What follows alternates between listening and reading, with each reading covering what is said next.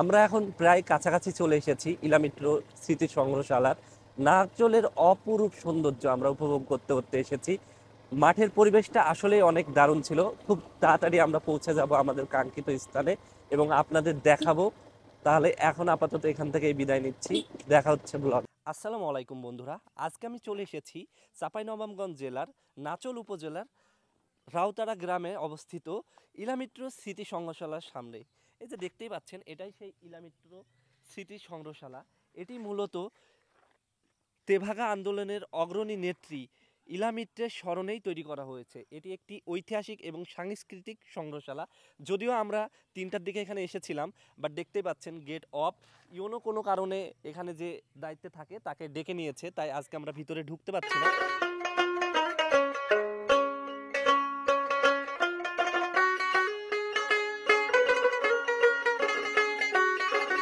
এরপরেও আমরা drone shoot এবং যতটুকু দেখানো যায় সেটা দেখাবো।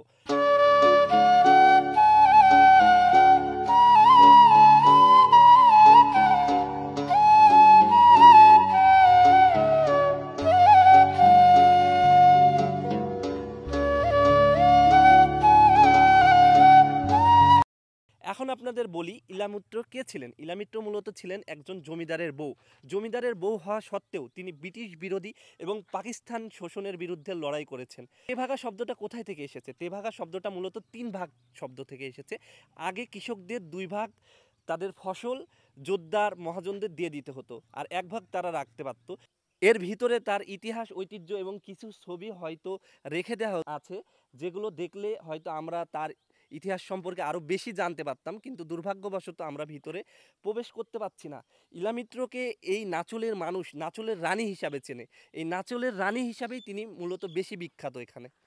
ইলামিত্র মূলত কৃষক এবং সাঁওতাল জনগোষ্ঠীদের একত্রিত করে আন্দোলন চালিয়ে গেছিলেন তাদের এই জুলুমের বিরুদ্ধে।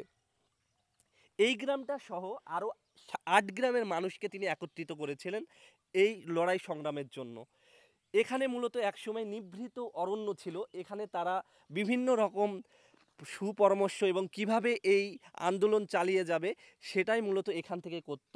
তাই আজকে এখানেই তার স্মরণে প্রায় 80 বছর পরে 2024 সালে এই ইলামিত্র সংগ্রহশালাটি এখানে স্থাপন করা হয়। মূলত দেশ স্বাধীন হওয়ার পরে কমিউনিস্টপন্থীদের বিলুপ্ত করা হয়।